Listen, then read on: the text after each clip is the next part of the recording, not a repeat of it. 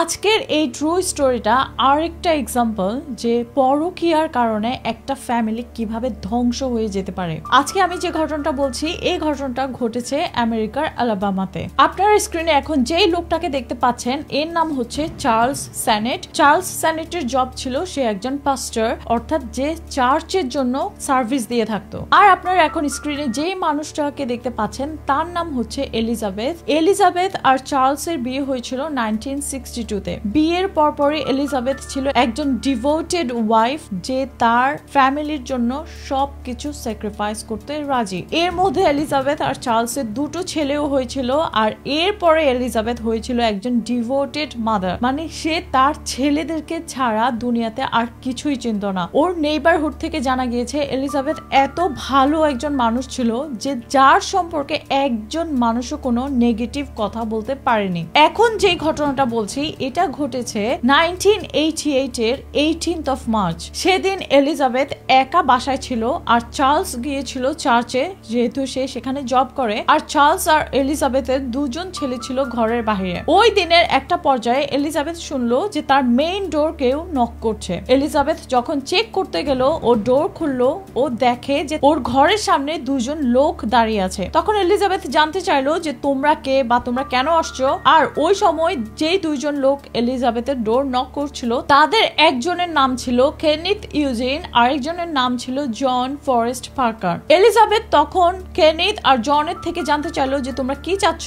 তখন কেনিথ আর জন এলিজাবেথকে বলল যে তোমার হাজবেন্ড আমাদেরকে ডেকেছে তোমাদের ঘরের একটা কাজ করার জন্য। এই সময় এলিজাবেথ বলল না, এই ব্যাপারে তো আমি কিছু জানি না। ওই সময় এলিজাবেথ তার ল্যান্ডলাইন থেকে ওর হাজবেন্ড যে চার্চে জব করে সেখানে ফোন দিয়েছিল। আর ফোন দিয়ে ও যখন ওর হাজবেন্ডের সাথে কথা বলছিল তখন বলল যে আমাদের বাসায় দুজন লোক এসছে, তারা বলল যে তারা আমাদের গার্ডেনে কোনো একটা কাজ করতে এসছে। তখন এলিজাবেথের হাজবেন্ড চার্লস বলল হ্যাঁ তুমি ওদেরকে ঢুকতে দাও, ওরা জাস্ট গার্ডেনে গিয়ে একটা কাজ করবে। এরপর এলিজাবেথের আর কোনো টেনশন ছিল না, ও জাস্ট ওদেরকে বলল আচ্ছা তোমরা ঘরের মধ্যে আসো। তো ওই দুজন ঘরের ভেতর দিয়ে গিয়ে এলিজাবেথের গার্ডেনে, যেটা ছিল ঘরের ব্যাকে, সেখানে গিয়েছিল আর কাজ করছিল। কাজ করার একটা পর্যায়ে তারা আবার মেইন ডোর দিয়ে এসে নক করছিল আর এলিজাবেথকে বলছিল যে আমাদের টয়লেট ইউজ করতে হবে, আমরা কি তোমার টয়লেটটা ইউজ করতে পারি। এলিজাবেথ যখন তাদেরকে আবার ওর ঘরে ঢুকালো তার মধ্যে একজন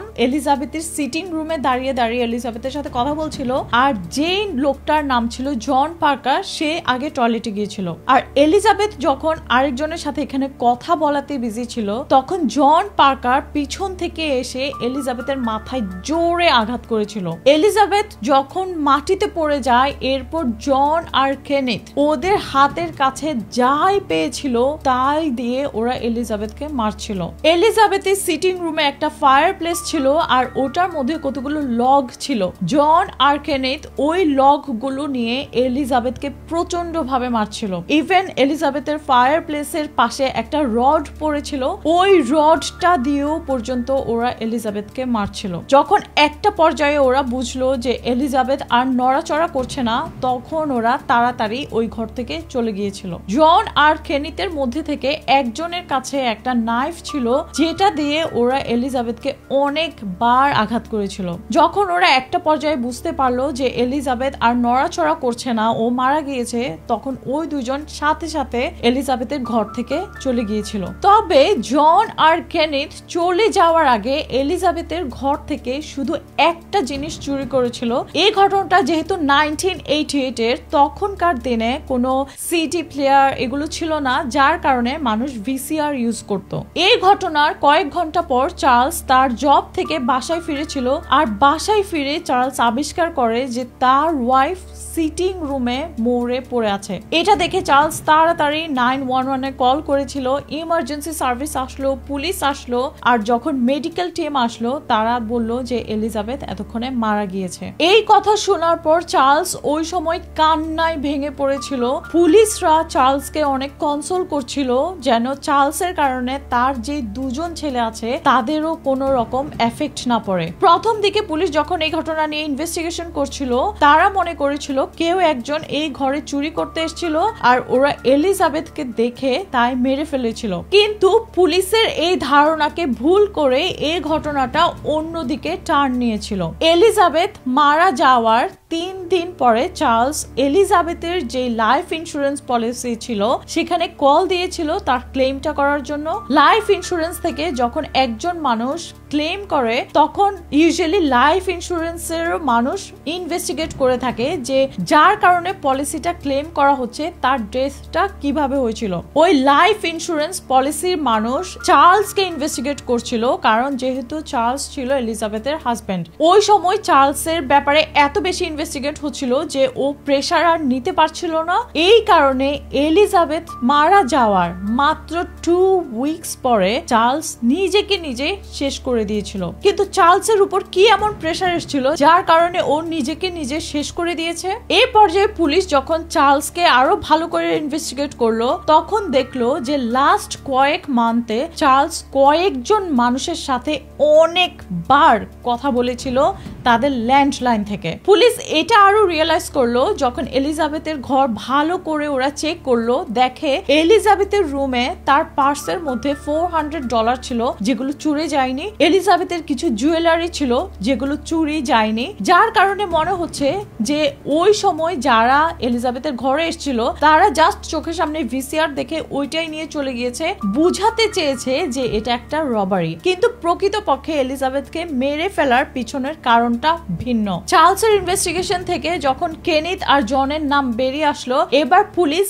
কেনিথ আর জনকে যখন ইনভেস্টিগেট করছিল তারপর বুঝলো যে এই দুইজন মানুষই সেদিন গিয়েছে এলিজাবেথের ঘরে, যার কারণে পুলিশ কেনিথ আর জনকে অ্যারেস্ট করেছিল আর জিজ্ঞাসাবাদ করেছিল। জিজ্ঞাসাবাদে এটা বেরিয়ে এসেছিল এলিজাবেথের হাজবেন্ড চার্লস এই দুইজনকে হায়ার করেছিল এলিজাবেথকে মেরে ফেলার জন্য, কারণ এলিজাবেথের হাজবেন্ড চার্লস ওই সময়ে আরেকটা মেয়েকে পছন্দ করত। তার মানে তার বিয়ের বাইরেও তার আরেকটা রিলেশনশিপ ছিল, যার কারণে সে চেয়েছে এলিজাবেথকে মেরে ফেলতে। কিন্তু সে শুধু সেটাতেই রাজি হয়নি, সে চেয়েছে এলিজাবেথকে মেরে ফেলে তার যে লাইফ ইন্স্যুরেন্স আছে সেটা ক্লেম করতে। আর এই সব কিছু চার্লস প্ল্যান করছিল আরো 1 বছর আগে থেকে, যার কারণে সে এলিজাবেথের নামে লাইফ ইন্স্যুরেন্স পলিসি করেছিল আর তারপরে একটার পর একটা ঘটনা সাজাচ্ছিল কিভাবে এলিজাবেথকে মেরে ফেলবে। চার্লস কেনিথ আর জনকে এটা বলেছিল তোমরা এলিজাবেথকে এমন ভাবে মারবে যেন সে কিছুতেই বেঁচে থাকতে না পারে, আবার এটা দেখাবে যেন কেউ ঘরে চুরি করতে ঢুকেছে আর চুরি করতে ঢুকে ওরা এলিজাবেথকে মেরে জিনিস চুরি করে পালিয়ে গিয়েছে। চার্লস যদি এলিজাবেথের সাথে হ্যাপি না থাকতো ও জাস্ট ওকে ডিভোর্স দিয়ে দিত, কিন্তু সেটাতেই সে হ্যাপি ছিল না। সে তাকে মেরে তার লাইফ ইন্স্যুরেন্স গুলো ক্লেম করার জন্য এই হরিফিক প্ল্যান করেছিল।